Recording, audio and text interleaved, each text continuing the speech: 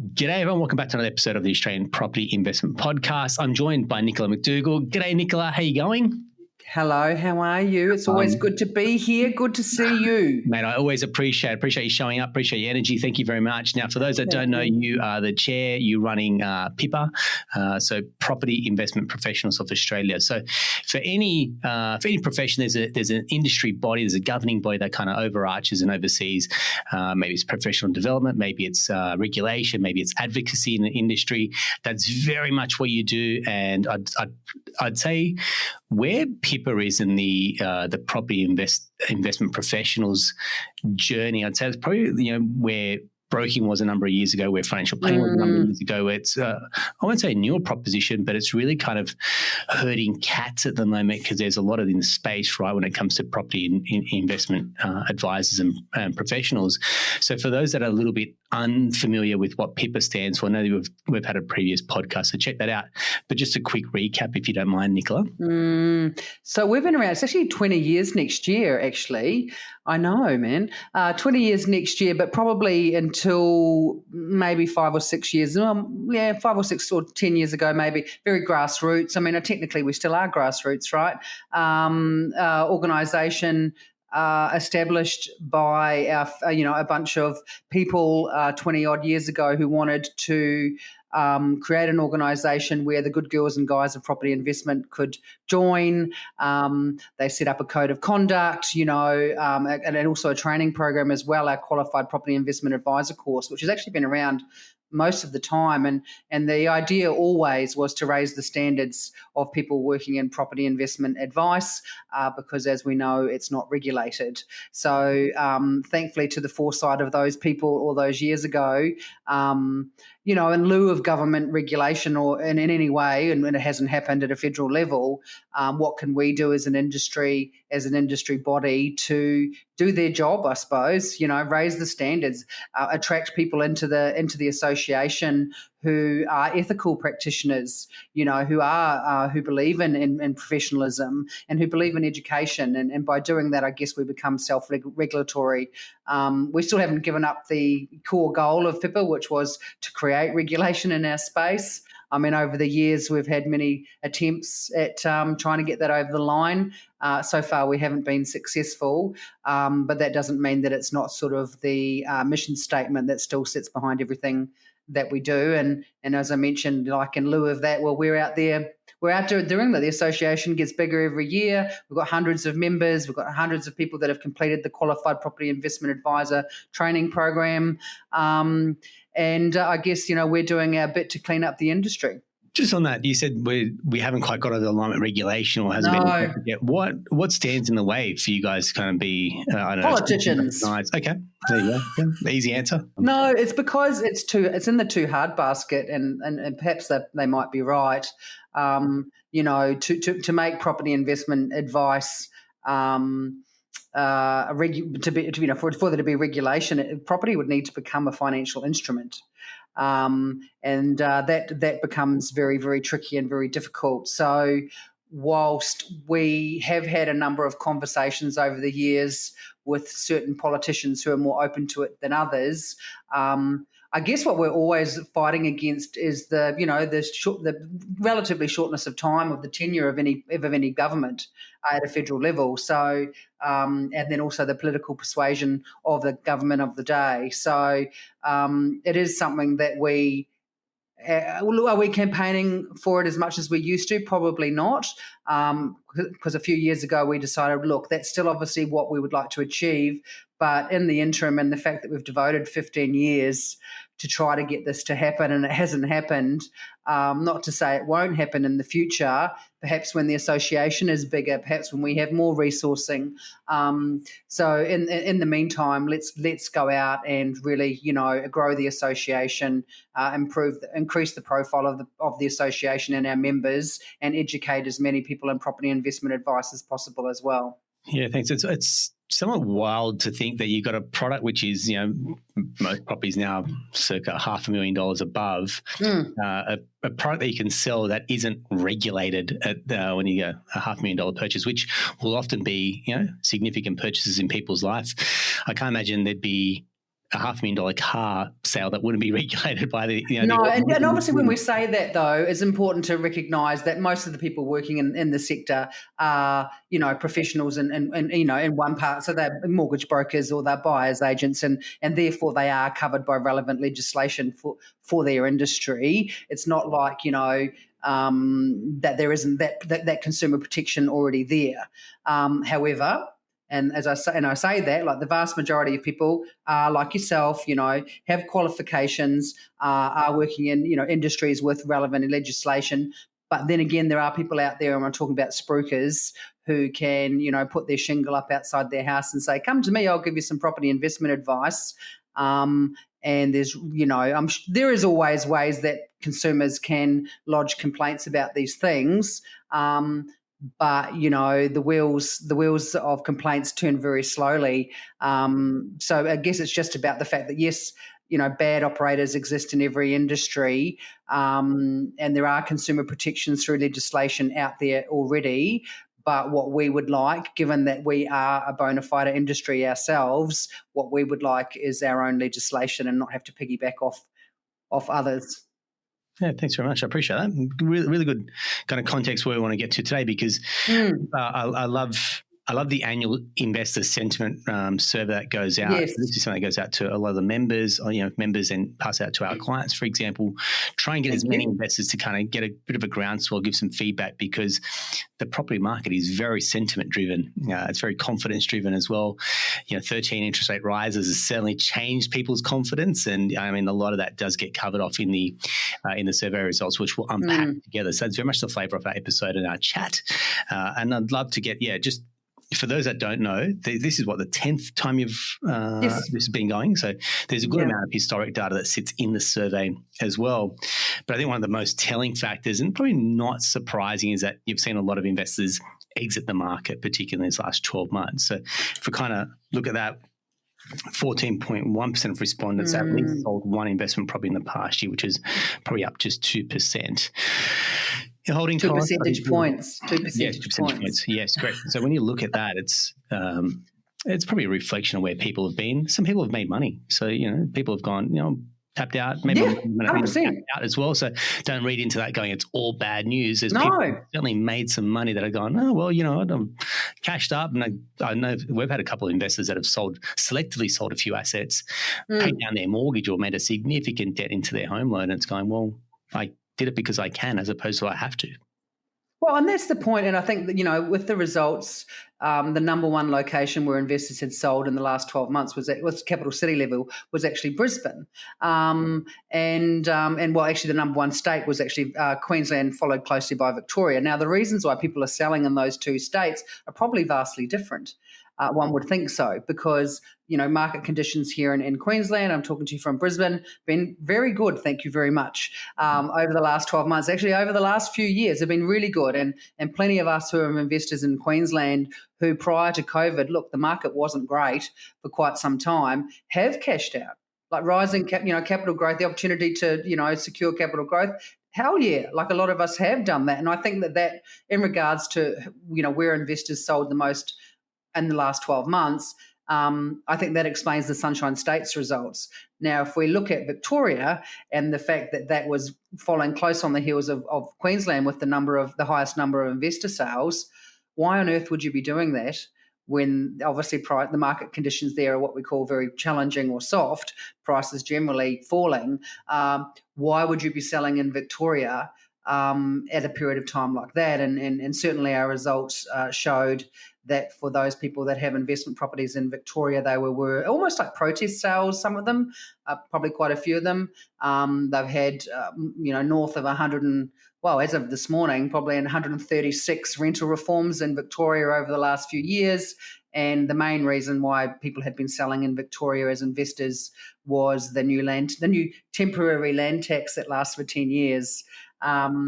So there's, I guess, two sides of the coin there, where our results show that, people are pretty much, investors are selling in equal numbers in Queensland and Victoria, but both of those places have vastly different market conditions at the moment.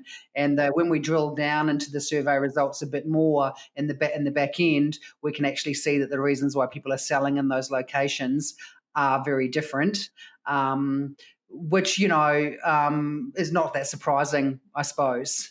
But yeah, there's certainly an element, a percentage of investors, and those ones that have been in the market for the medium to long term, who are making the most of those strong market conditions that are in play in a lot of places.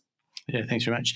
Did it surprise you, the results, when we're like worst to best states for people looking to invest? No.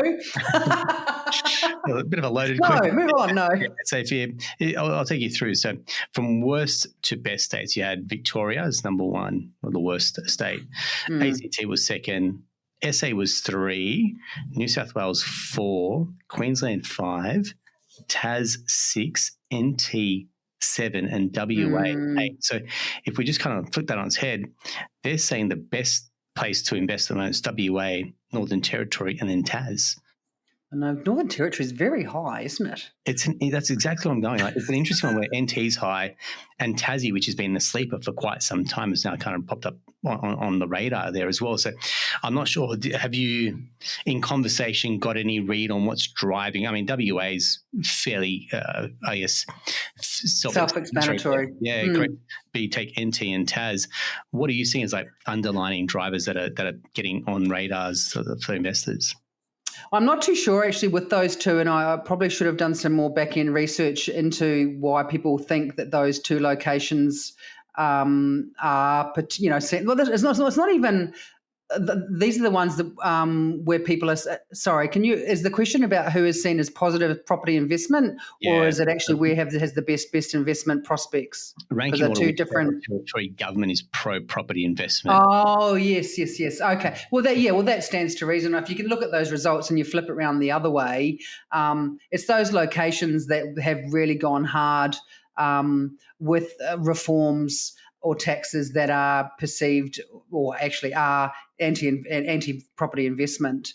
What I found quite interesting with the results, Victoria was seen as the worst last year too, so that wasn't that surprising. WA actually has been very gentle on any gentle, I don't know if that's the right word, on its rental reforms. Actually, quite seen as being very supportive of property investors.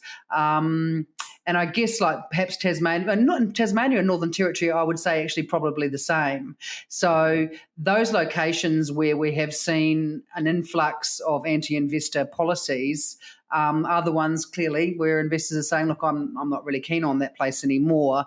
New South Wales had actually had quite a big turnaround compared to last year, and not in a good way. Last year it was seen as more pro-property investment, and this year it was seen as more had anti-property investment tendencies.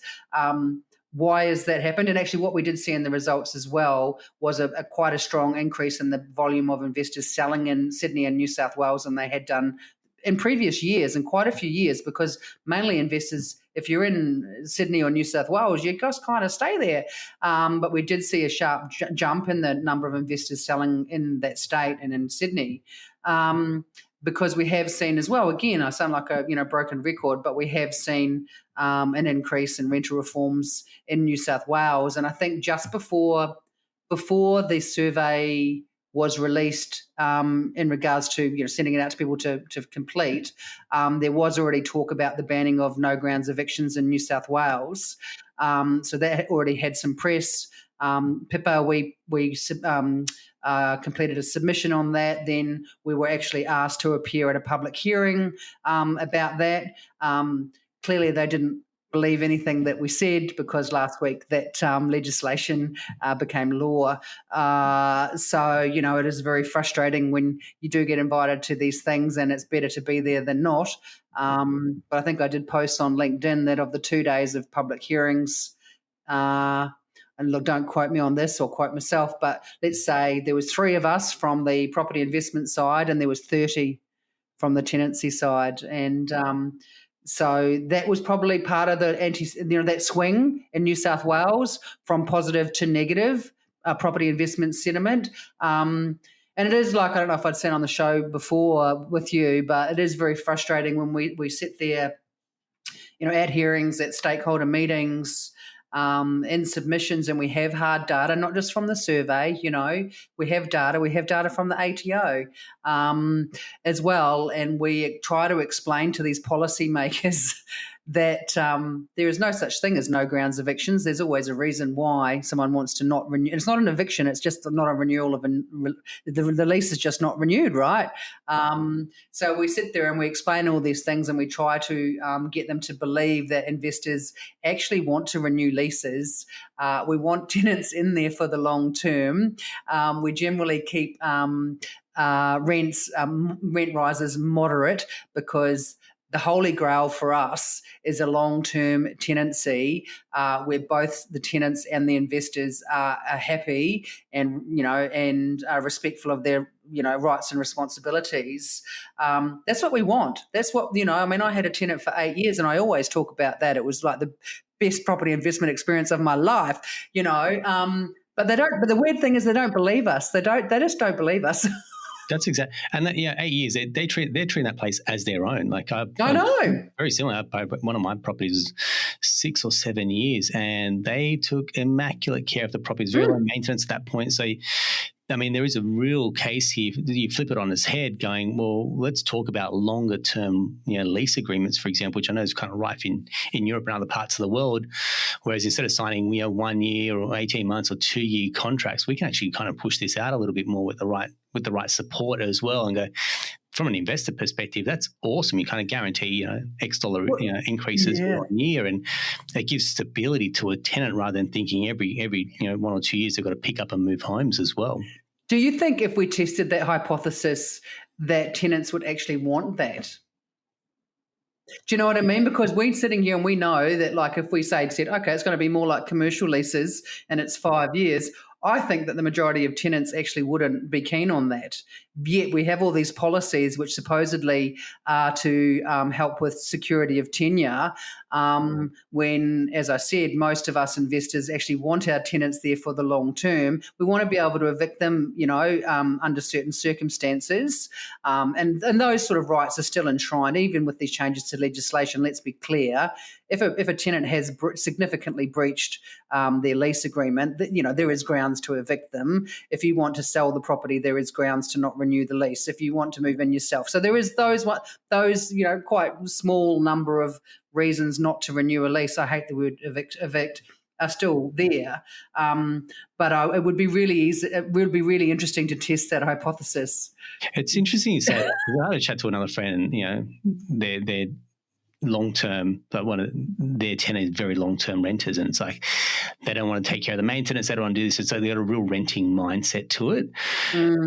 But I feel like if you just showed them, it's not about the landlord, it's about, you don't have to keep moving homes. You take the time to find a new place, the pain that comes with it, change of address, redirect mail, reset up internet, all the life admin that comes with moving when you're in a great area, in a great location and a really good spot. Yeah, sure, you might, like the commercial tenancies, you might have a slight year-on-year increase, but you go, mate, and then you're beholden to when the notice is given that you got to try and find a rental at a drop of a hat. Yeah, that's exactly right. You can see that side of ledger and it'd be a no-brainer. But I feel like it's when you're renting, you want to have your cake and eat it too, which is I want to live here and I don't want any rental increases. I think you got to have some type of perspective as well. Yeah, I think as well. And I was just on the phone a lot this morning because of the Victorian government and their infinite wisdom decided to announce a number of new rental reforms on top of the 133 that they've already implemented. So I had 3 interviews this morning about that, and one of them was the banning of no grounds evictions. So, everyone's picking up on that huckleberry. Another one, interestingly though, and I think with the Victorian one, we actually, PIPA, we produced a number of submissions last year. But the rental reforms that originally came in Victoria were the year before last, I think. But anyway, with the current reforms, we were never asked for our feedback, or we were never, involved in any sort of stakeholder discussions around that. One of the most interesting ones that came out today in Victoria was finding of landlords if landlords, they had to produce photographic evidence, this is in Victoria, for reasons why they're withholding the repayment of bonds. And I was talking to a journo this morning, and I'm like, well, what's that got to? Our research shows 95% of investors use property managers. So what's that got to do? How can you find someone who's actually got a contract with a professional property manager to represent them and obviously abide by the relevant legislation? How can you find someone that it's actually not about them at all? It's about whether the property manager has done the right thing, and it's just making the poor property managers a very challenging job at the best of times. It's just making their job even harder. So you do sit here sometimes and these things, turn up, or your phone starts ringing. Have you seen these latest, reforms? I went, no, I haven't actually, but give me 5 minutes and I'll get back to you. This is kind of like a scattergun approach where they have to be seen to be doing something, but all that they're actually doing is making a bad situation worse. Yeah, well said. I think sometimes it was truly is. I said that this morning. And how do you actually make a situation worse than it already is? We'll do something like you've done today. Yeah, it ain't broke, so nothing here to fix personally. But anyway, I know. I think you said there about 95%. We use a property manager. That was in our survey this year. Yeah, nice one. It's a no-brainer, really. I mean, we've spoken to a number of property managers on the year just to try and stay ahead of the curve with a lot of these rental reforms coming through, what your rights are. You mentioned there, particularly if you're going to sell a property, if you're in contract, if you're out of contract, making sure that you do have those agreements signed as well, managing and caretaking one of your income-producing assets. It's not even a question of should you, it's a matter of question who is going to be your property manager, not if.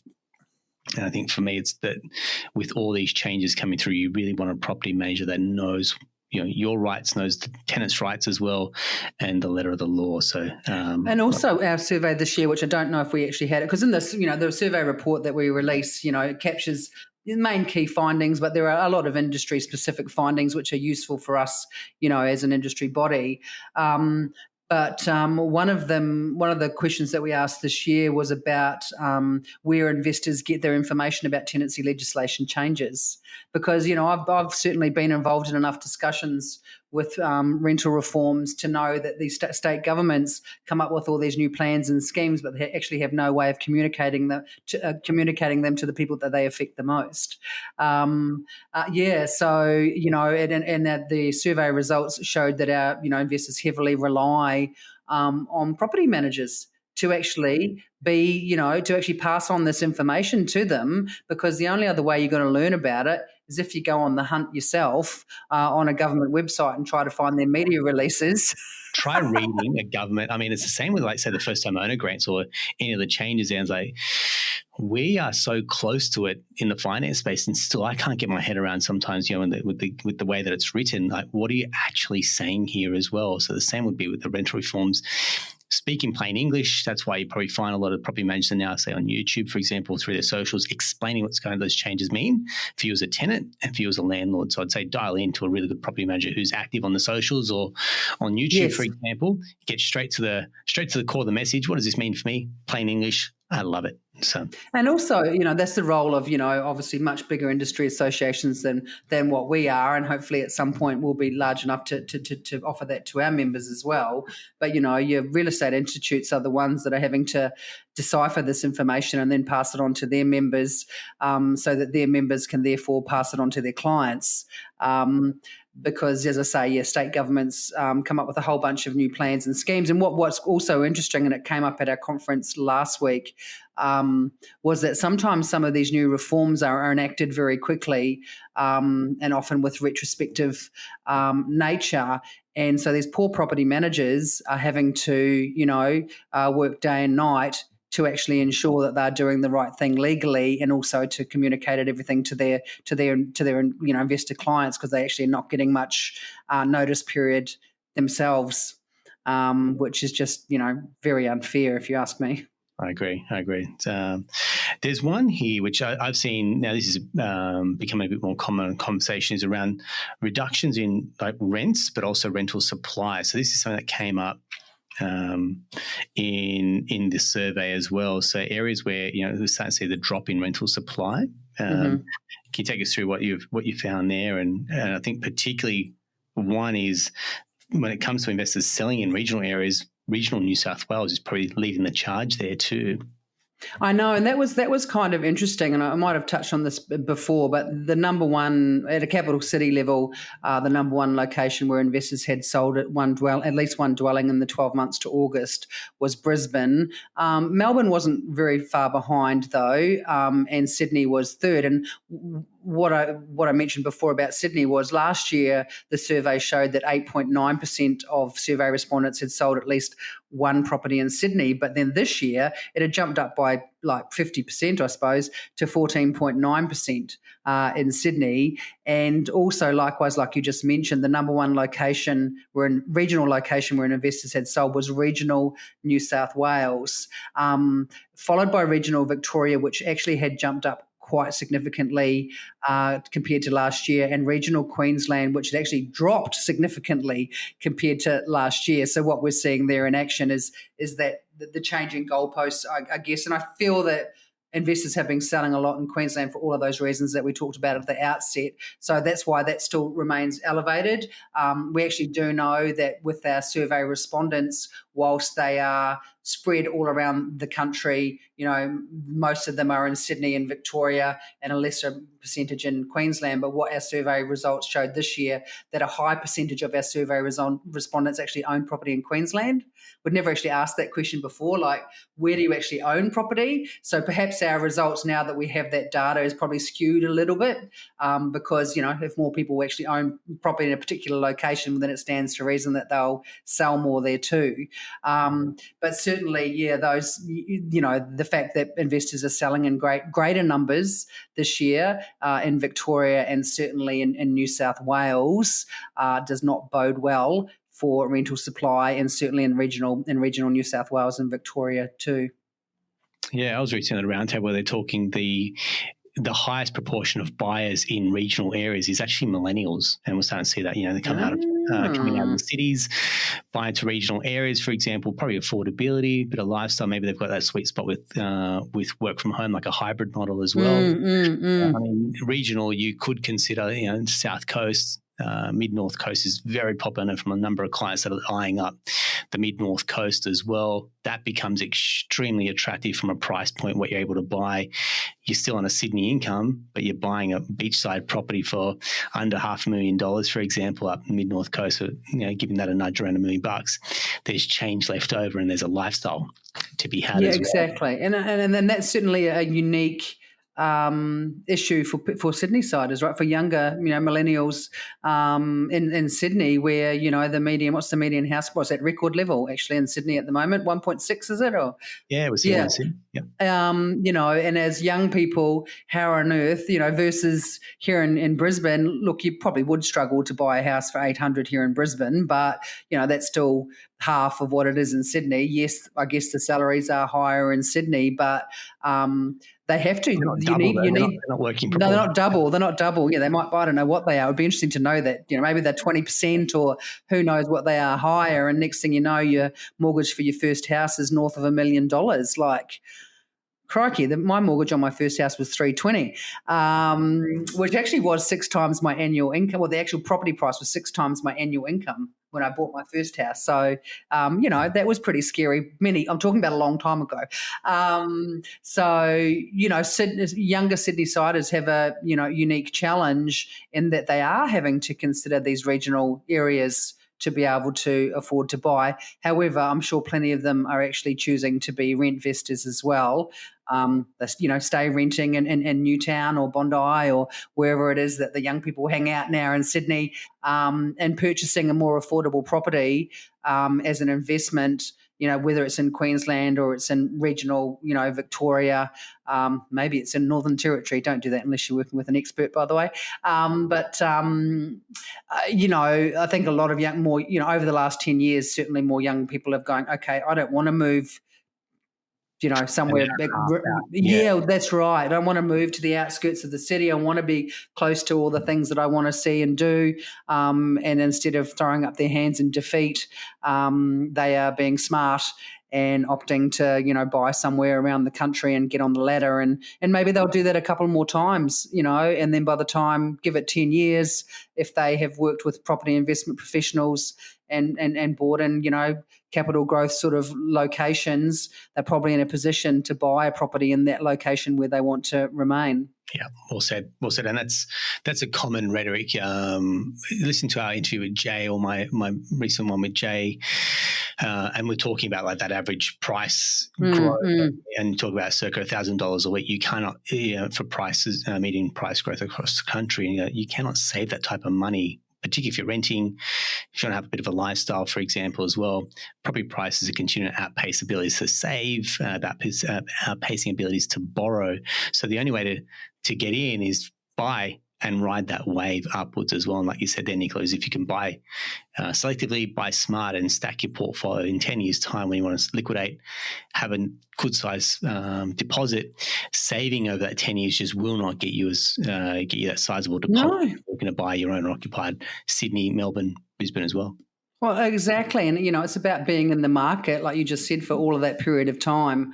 And I've certainly heard of people who didn't actually purchase their own homes until they were actually in a position to do so with cash, and they haven't got the cash by saving it. They actually purchased a number of strategically located property investments over, maybe it's 10 years or more. I would think it would probably be more. While they were relatively young, carried on renting in their locations of choice, and actually got into the fortuitous position and smart position of being able to, maybe sell down partially or all of them and go and buy where and what they want. Spot on. I want to flip this on its head, because we said, look, the question here was worst state or government territory that pro or anti-property was sitting. Number one was Victoria. I know. I know. Where is the best place to invest in Australia right now? Number one, Melbourne. I know. I said this on stage last week at the PIPA National Conference, Aaron, because I was like, how confusing has it been for the average bear, and for me, trying to explain this to journalists over the last few months, where you've got investors selling in great numbers in Victoria. Victoria seen as the anti-investment by investors, the number one anti-investment state in the country, and yet in the same survey completed by the same people, they're saying that Melbourne is the number one capital city with the best property investment prospects. And you sit back and you go, oh Lord!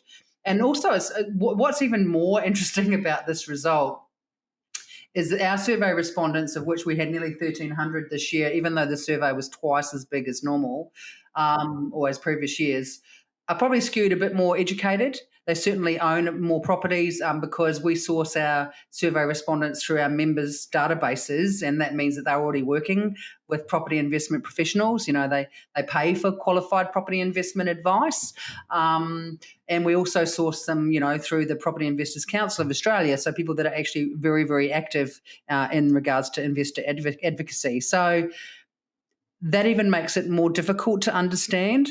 I've been asked this question a few times over the last few months. I'm not too sure that I've actually had a spot-on answer.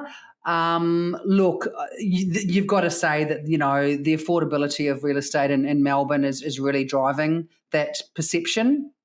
When you have prices in Melbourne, what is it? They're sixth most affordable in the country now, or something crazy. When you've got Brisbane far ahead of Melbourne, and the price points there are so much. That's right. I mean, for those of us who've been doing this for a long time, you scratch your head and go, well, how is that happening? So I feel that the affordability equation is really what is driving that. I mean, let's be honest, that's what, drove interstate investment into Queensland for many years too. So look, and I've always said at the end of the day, Melbourne is our most populous capital city. It's an economic powerhouse, second to Sydney for overseas migration, as well as just being a very groovy place to visit and live. One cannot say that the market there is going to stay depressed forever. the question is, how long will it stay depressed? And we actually don't know the answer to that question because, as I mentioned at the outset, the new temporary land tax is in for 10 years. Short of a change of government, which is not for a couple of years, who knows what negative impact that tax may have on the market for a reasonable period of time. And if someone like me, who might have one more roll of the dice in regards to buying another property, would I chance it on Melbourne, hoping that in 10 years' time I'm going to make a quite significant return? I don't actually know that. I mean, I'm not a qualified property investment advisor. I don't work as a buyer's agent or a mortgage broker. I'm a property journalist who owns a PR firm, and we're doing it for a long time. For me personally, I would make sure that I was, clearly working with a property investment advisor in this space, because we don't know. With Melbourne, we just don't know. You don't know. I mean, it could turn next year. It could be this way for 5 years. I mean, Sydney was actually not doing much for quite a few years up until, when was that? 2017, 2014, 15. 2013, I think it was, actually 2013.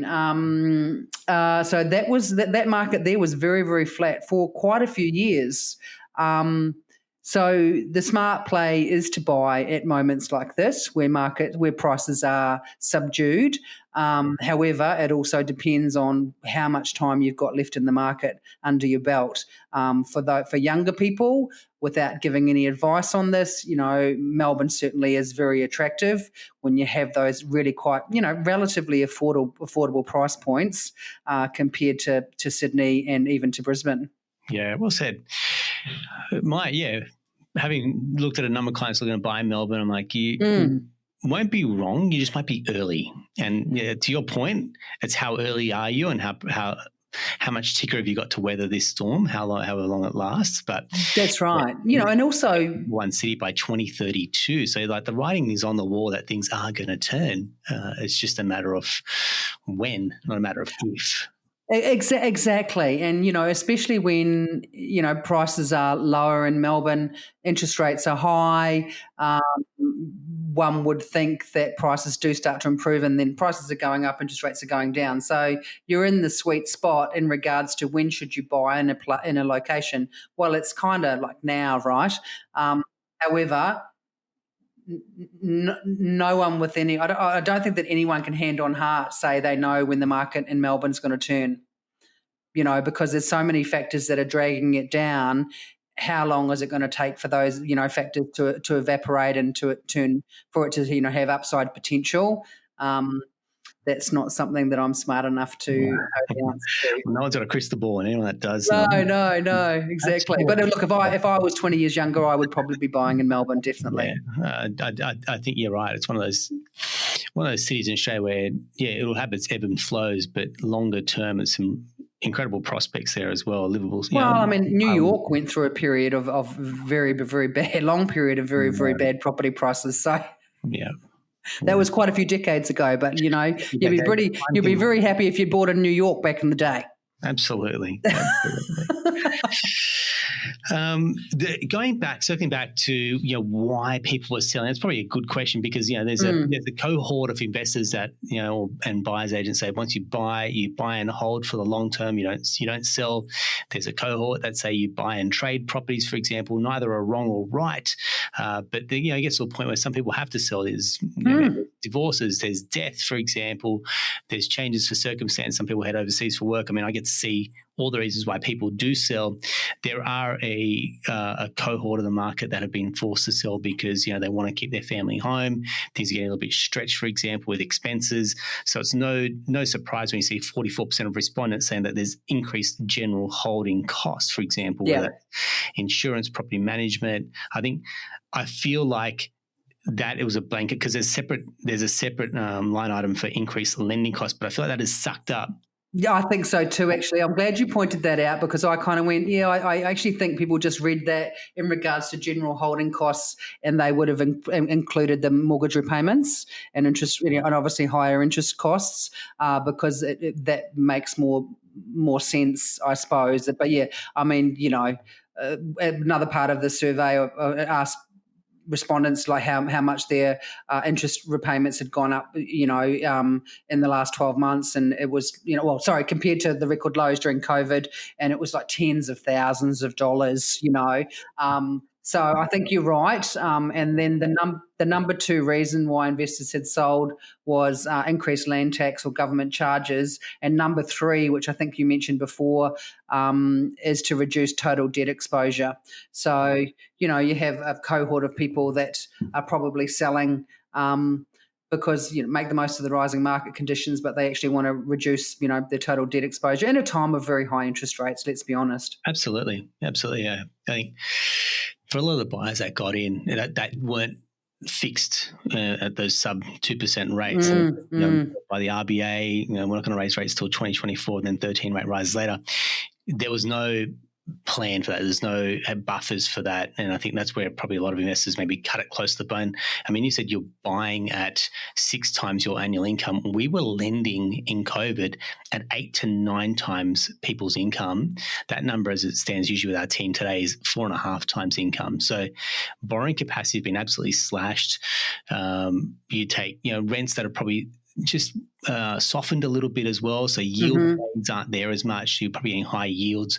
Going back a while, I think the rental reforms have really stemmed and softened that ability to increase rents quite significantly as well. So you're having to wait till the lease comes up for renewal to then increase. And I think with that much in terms of like rate rises, doesn't matter how much you got an offset, you're going to put that pretty much against your home loan, not against your investment property. So there's no doubt that we're starting to see those increased holding costs. How long could you hold on for? And some people have said, look, I just cannot hold on. I'd rather keep my home, for example, if that's the case. Or this is just impacting my lifestyle. I'm going to choose to then liquidate and tap out of the market as well. I 100% agree. And, we always have commonality in the results over the last few years about the reasons why investors have been selling. And certainly over the last couple of years, it's just been those increase in general costs, including interest rates. What was really interesting with the survey results was we asked investors as well, of your total increase in operational costs, how much have you passed on to your tenants in the way of increased rent? And 55% said it was less than 10%, and that was the same as last year too. And I think there was actually a report out last week or the week before that some research, I'm going to say by the RBA, said that there is no evidence to show price gouging by investors in regards to the increase in rents, and that it's clearly just a case of lack of supply versus a high demand. So that was good, because obviously people think we sit there and just put the rents up willy-nilly, and we don't, because the majority of our survey respondents had passed on less than 10% of their total operational costs. And we're talking about sometimes total operational costs in the tens of thousands of dollars per year, had passed on less than 10% of that in the form of higher rents. Correct. I mean, we see a lot of the news stories that come out talk about, rental rises, increases, even mortgage repayments get a little bit, crippling. There's really no place for a news story that says, I've got 5 or 6 investment properties and my increases, my portfolio holding costs have gone up by about $60,000. No one's heart is bleeding for them.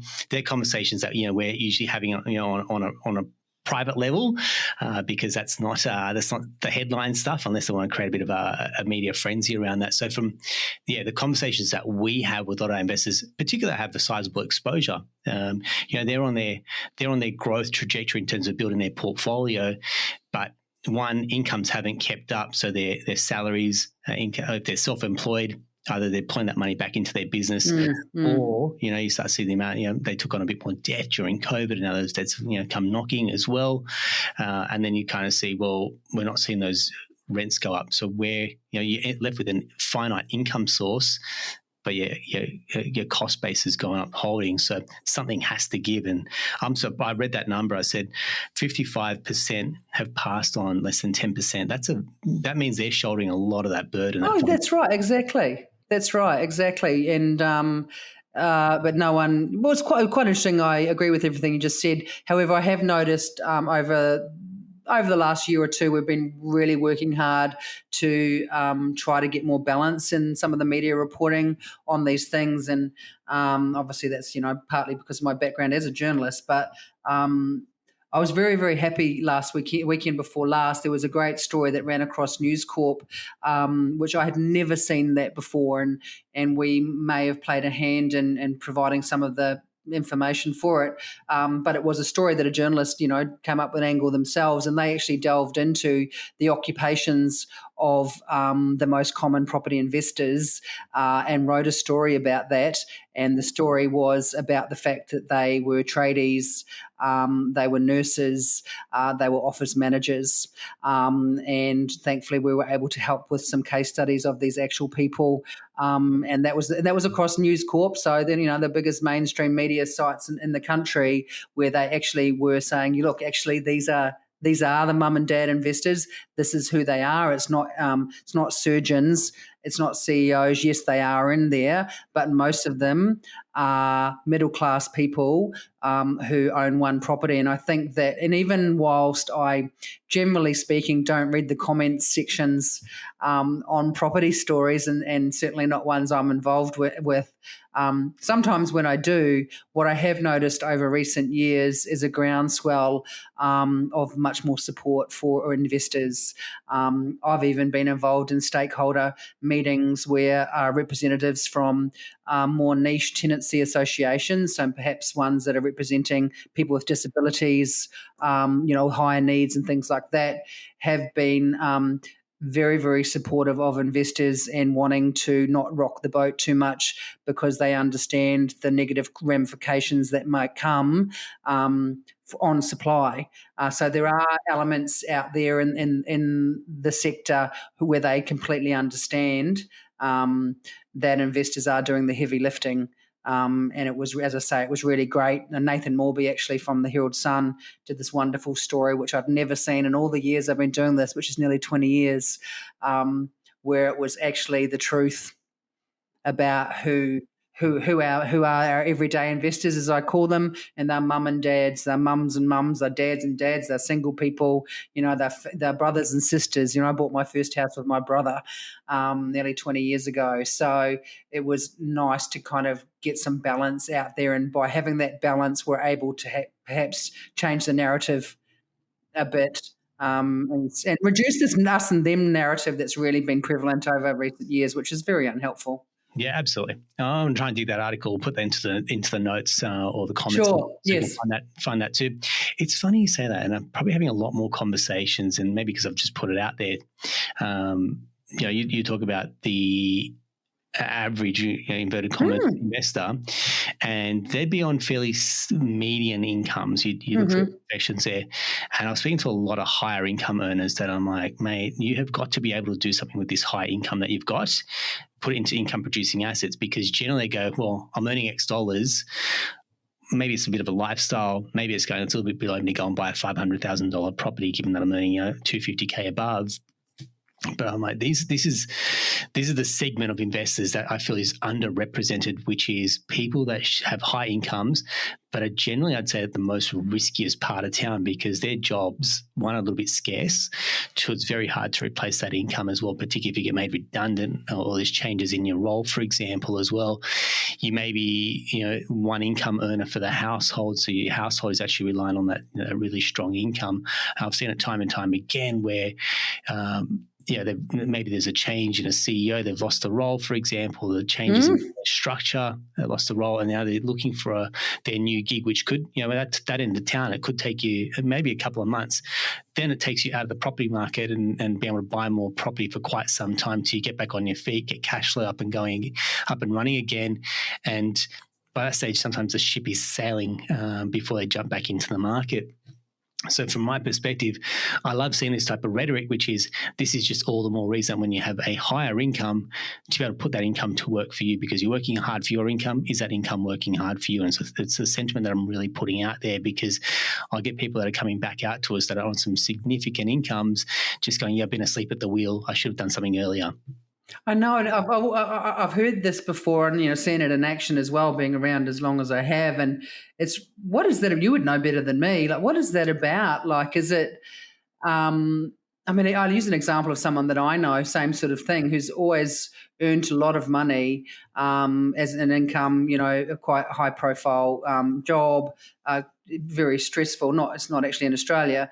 And they got made redundant, and then thankfully they did have savings available to survive, but it actually took 6 months to get a new role, which was actually significantly lower salary than the previous one.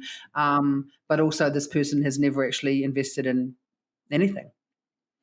Apart from their own careers, like they're obviously investing in your own careers. That's not fair. You're investing in your own careers. But it's kind of, I've heard it, and I've helped obviously, a number of people over the years work on books and things, and that's often the feedback is the higher net worth. Well, not the higher net worth, the higher income people are generally not putting their money to good work as much as the average, the person that's earning a median or slightly above median income. Yeah, what's that about? The median income earners have to. They realize the income's probably capped at some point. Yeah. And, maybe there's not the tertiary qualifications or the corporate career which you can really kind of pull the lever on for more income. So they go, my back's against the wall. I've got this finite income. I have to leverage that to make it work for me. I'm going to diversify into more income producing assets, where someone on a higher income knows they get the next qualification, they get that next promotion, then there's the next windfall of cash that's going to come their way, whether through a bonus or through a pay rise as well. And then at that point, it's maybe a little bit of complacency that feeds into it, going, I don't think I'm going to get made redundant. It's not going to happen to me until it does happen to them as well. Maybe that's the wake-up call that they need, but it's a little bit too late sometimes as well. The other part is they usually go and buy a fairly nice owner-occupied property, which then takes out a lot of that income. So they're buying in a really nice area, nice car, public, private schools, and so just the lifestyle starts to then feed into proportionate to that level of income, and then it's going, well, hang on, we should go and buy this investment property. There is no motive to act and move very quickly because their income is still there and income's still very high. So 6-12 months could go on by. Life's gotten good, pay rise or maybe a bonus, for example, and there hasn't been that impetus to act, and there almost needs to be some type of catalyst for change, whether someone getting made redundant, whether a bit of a health scare, or just going, someone in their inner circle is going and buying a few properties, and now it's prompted them to go, what are we doing to invest in the future? Because they feel a little bit like their income is bulletproof and quite resilient as well. And I don't know how to get through to higher income earners, something that we're working on quite heavily as well.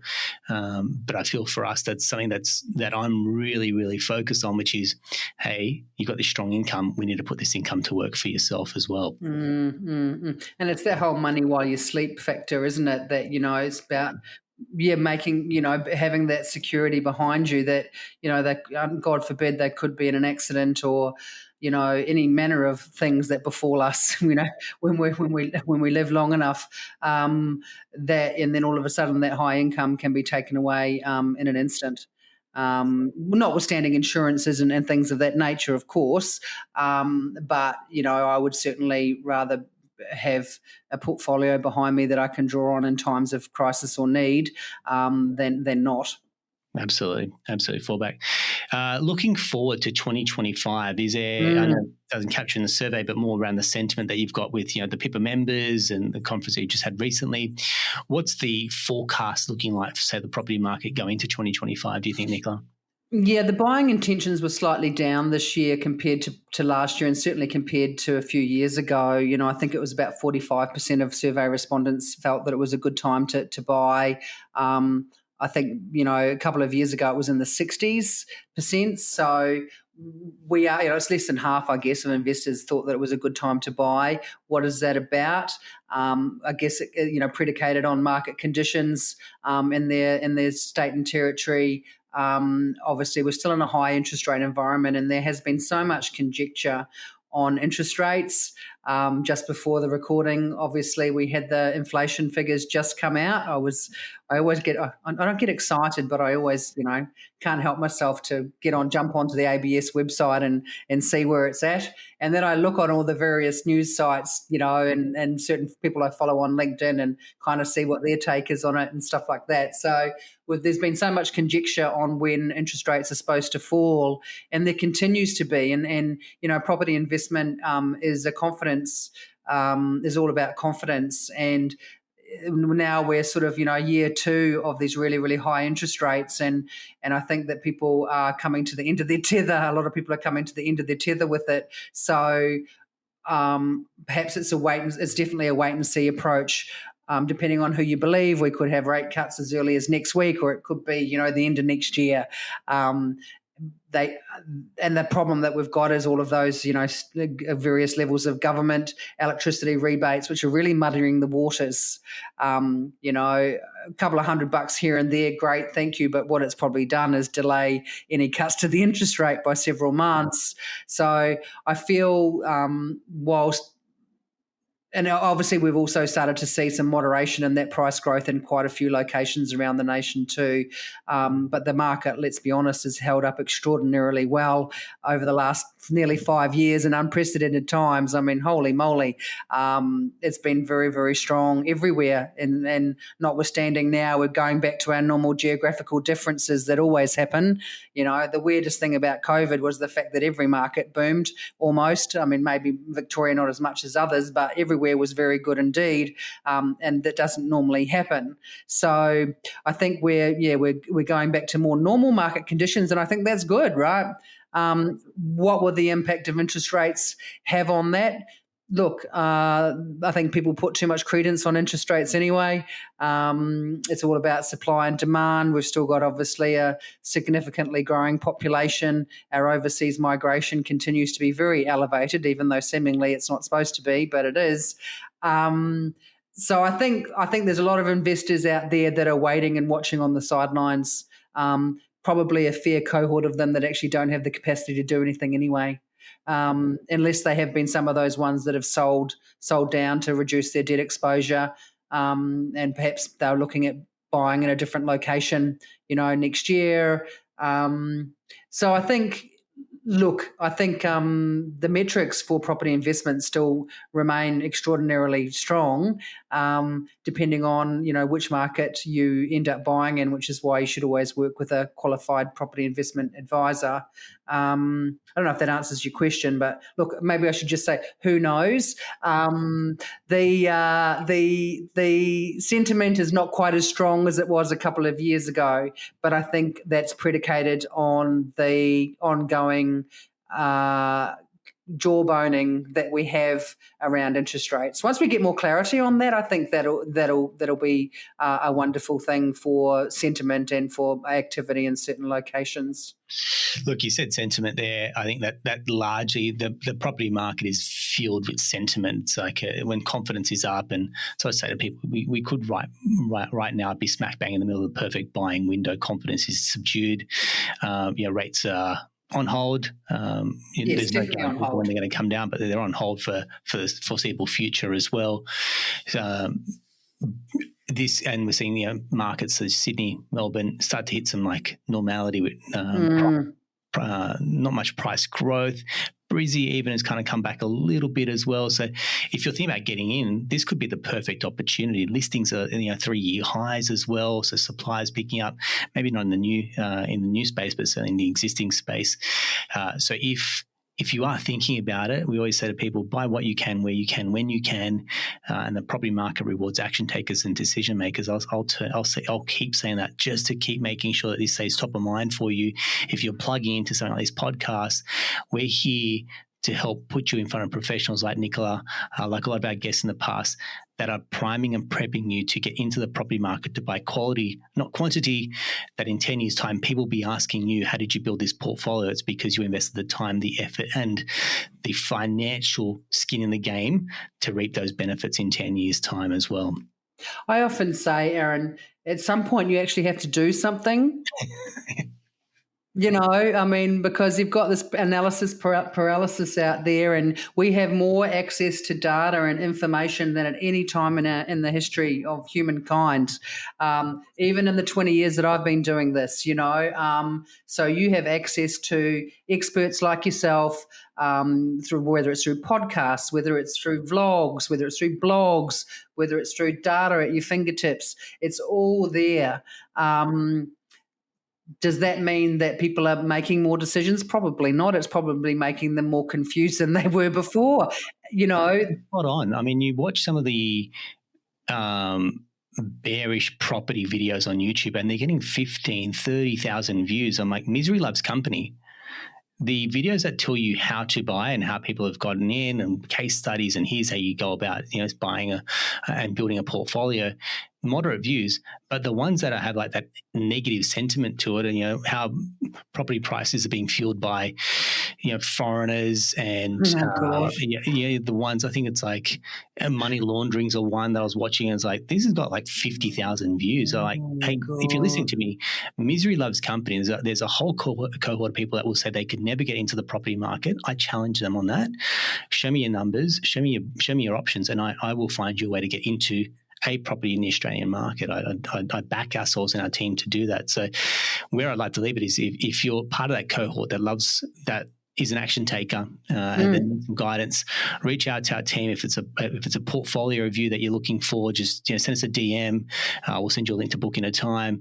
If it's starting out of that roadmap session, go, how do I get in? I want to know my borrowing capacity, I know my options as well. Hit us up and we can drop us a DM and we'll send you a link so you can find a time to book in with our team.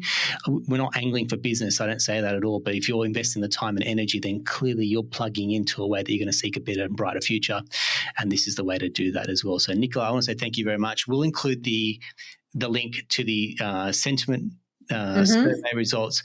We'll include a link to PIPA. So again, if you're looking for a qualified professional investment advisor, if you're looking to learn more about PIPA, what they stand for and what they do for the community as well, we'll include details to the website. And Nicola, I want to say thank you very much. And as always, absolute pleasure to chat to you. Oh, thank you. I love to be here. Thank you for the invite again. And hopefully I didn't ramble too much, but it's, That's why you're on here, to ramble. So it's so funny, actually. when I was at the conference the other day, someone came up to me and they said, I heard you on so-and-so show. And they said, I can't believe that you were arguing with them about whether you'd been on their show before or not. And I said, well, I was sure that I had. And I actually hadn't. But then he said, oh, my God, it was like listening to lightning in the bottle. And he thanked me. So I was like, okay, I come on here. I answered the questions the best that I can. And, obviously I've been doing it for a long time and have a lot of knowledge that sometimes gets stuck in part of my brains. But anyway, thank you so much for the opportunity. And no doubt I will see you at a PIPA event soon. I will see you soon. And possibly on the show again next year. Absolutely, mate. Thank you very much. Thank you. That's a wrap for another episode of the Australian Property Investment Podcast. Thanks very much.